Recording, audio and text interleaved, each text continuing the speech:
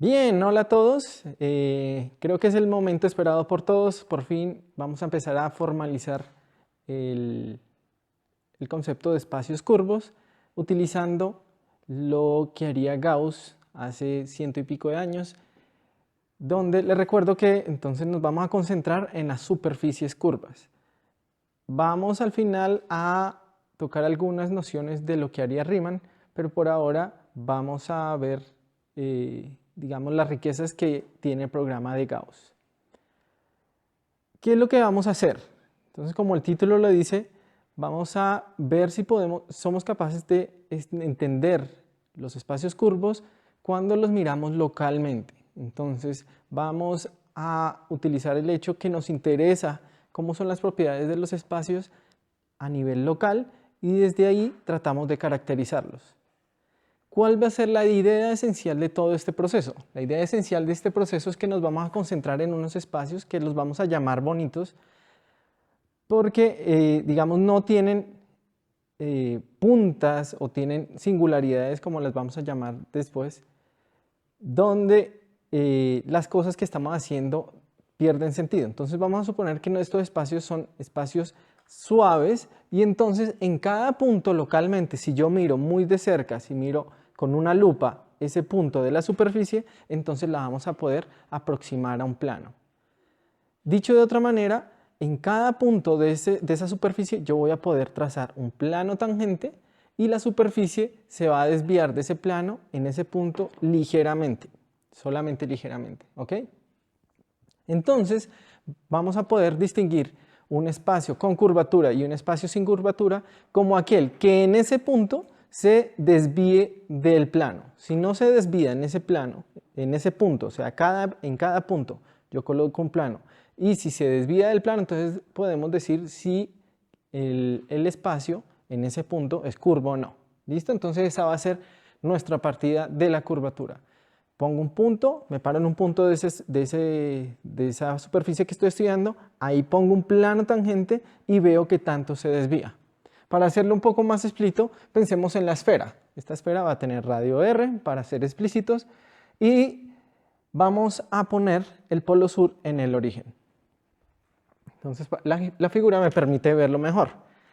Con esas coordenadas que estoy tomando, entonces voy a coger el eje Z cruzando por los dos polos y por lo menos para el hemisferio sur, que es donde nos vamos a centrar a estudiar porque vamos a estudiar localmente, entonces puedo escoger, al menos en el polo sur, puedo escoger esta descripción para esa superficie.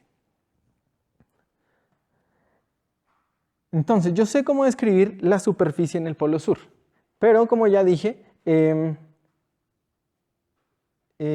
voy a centrar localmente. Entonces, esta es la descripción para toda la superficie.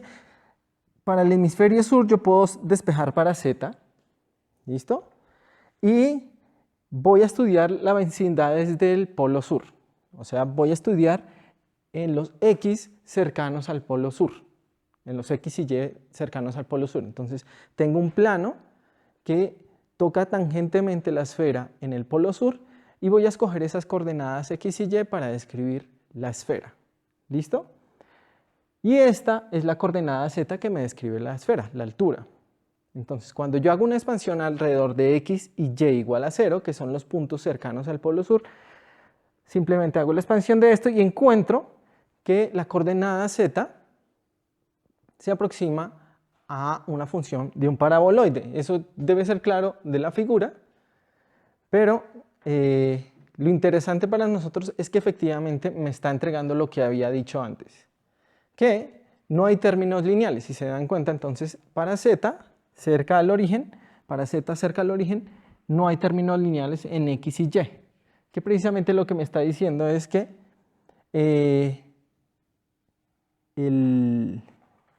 a primera aproximación, la coordenada Z está descrita por la función Z igual a 0, a primera aproximación, ¿cierto? Que es precisamente el plano tangente. Cuando voy a la segunda aproximación, entonces empiezo a ver que la esfera no es idéntica al plano. Y es ahí donde yo voy a identificar la curvatura. ¿Listo? Entonces, en el primer término, Entonces esto podríamos pensarlo como un término, una serie de potencias. La primera me da el plano, que es z igual a 0. La segunda me dice si hay un término lineal, no aparece, y eso me está diciendo que efectivamente mi curva se aproxima muy bien al plano. Tengo que ir hasta segunda aproximación para distinguir mi esfera del plano tangente. Entonces estamos viendo que efectivamente, al menos cerca del polo sur, la esfera se aproxima al plano tangente en el polo sur.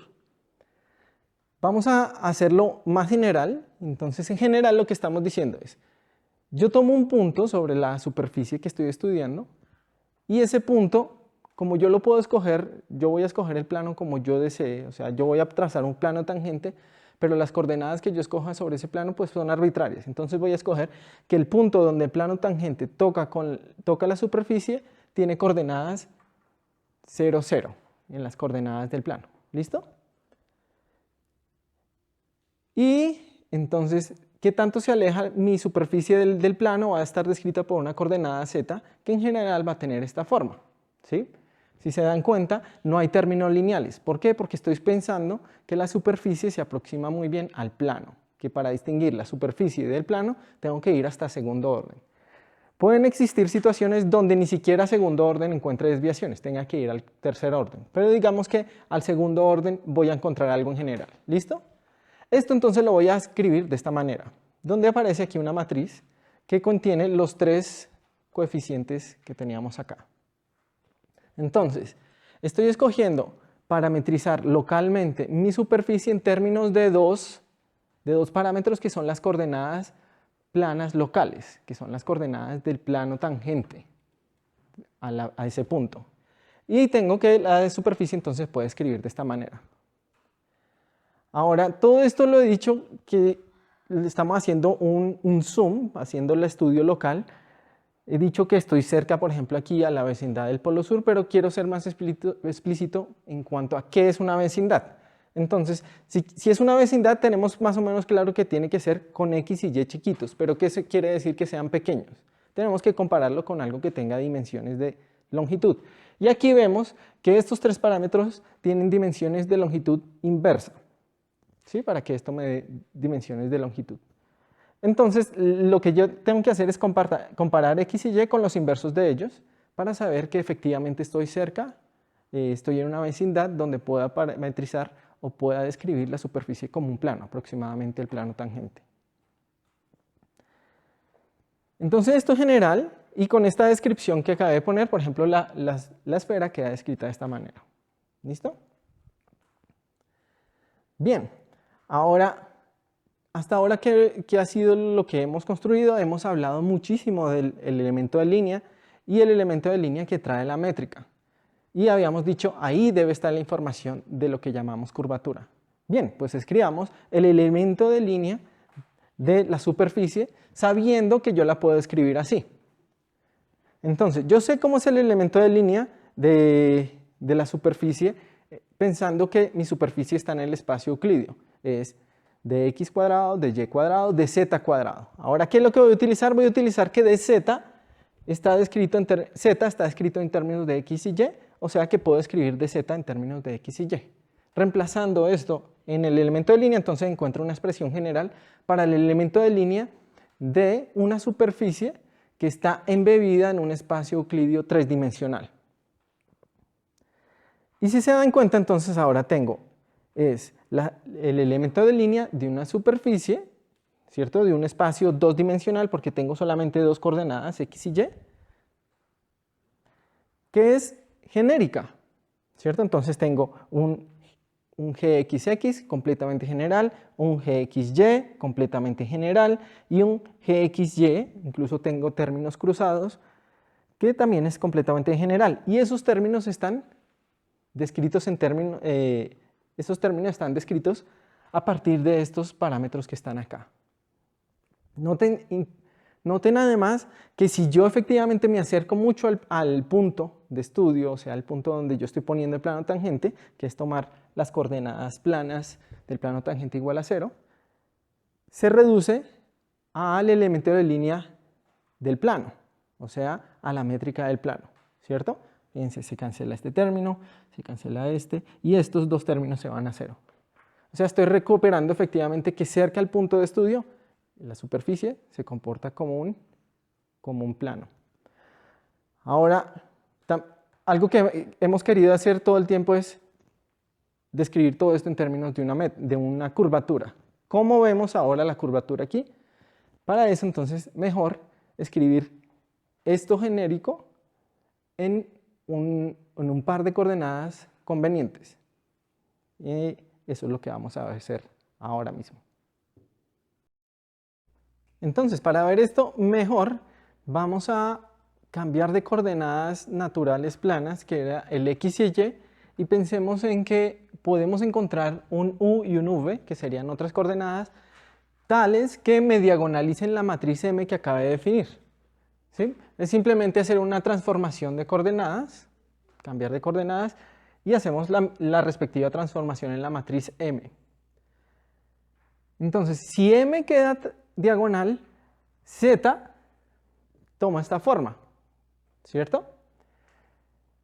¿Qué es lo que estamos ganando aquí? Que además de que queda mucho más limpia, estamos identificando inmediatamente que estos dos señores van a ser los autovalores de la matriz M, que, como bien sabemos, los autovalores de una matriz son independientes de las coordenadas que utilicemos. Y una de las propiedades que le hemos venido pidiendo a la curvatura es que sea independiente de cómo yo describa la superficie. O sea que estos dos señores van a ser buenos candidatos para curvaturas. Ahora tenemos un problema. La curvatura es solo una.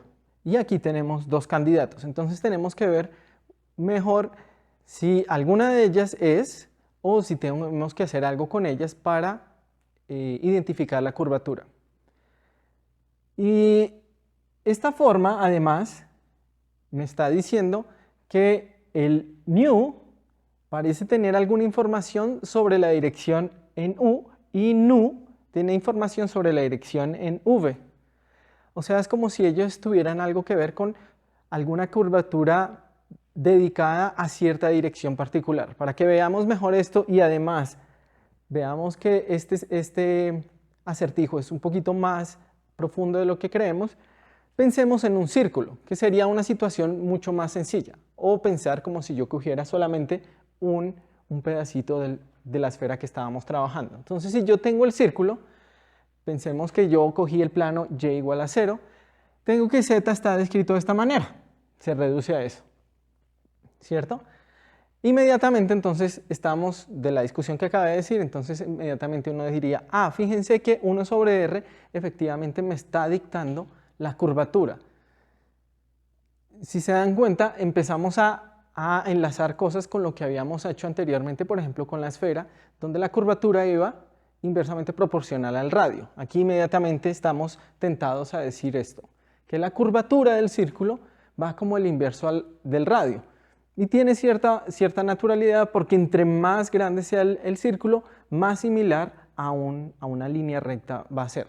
Sin embargo, algo que también debe ser claro para nosotros es que, y de hecho de cómo construimos el círculo lo construimos cogiendo el intervalo e identificando sus extremos, sabemos que el perímetro del círculo es 2πr, bien sea que esté ya identificado o sin identificar. O sea, yo sigo midiendo idénticamente, igual, en el círculo o en el intervalo. No mido distinto, las distancias siguen valiendo exactamente lo mismo.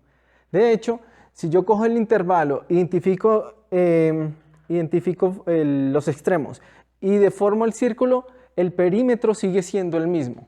O cojo el intervalo, no identifico y lo doblo como yo quiera, la longitud sigue siendo la misma. O sea, lo que estoy encontrando es que la forma como yo mido, bien sea en el círculo, en el intervalo o cualquier cosa que tenga solo una dimensión, no va a cambiar. Y como hemos descrito hasta ahora, la curvatura trae información sobre la métrica y la métrica me dice cómo yo estoy midiendo. Si estamos todos de acuerdo que la línea recta no tiene curvatura y las mediciones en la línea recta se realicen de la misma manera que en el círculo o cualquier cosa unidimensional, quiere decir que esas otras cosas tienen la misma métrica y tienen la misma curvatura. De tal manera que el círculo no puede tener curvatura. O sea que estamos en un dilema, ¿cierto? Estamos encontrando que no hay espacios curvos. Sin embargo, no hay espacios curvos unidimensionales. Sin embargo, aquí de golpe estamos como identificando una curvatura para el círculo. Y aquí estamos identificando dos posibles curvaturas para la esfera o para una superficie 2D. ¿Qué hacer con estas? ¿Y cómo vamos a identificar o qué vamos a tomar como la curvatura de la superficie? Pues va a ser tema del próximo capítulo, así que no se lo pierdan. Hasta luego.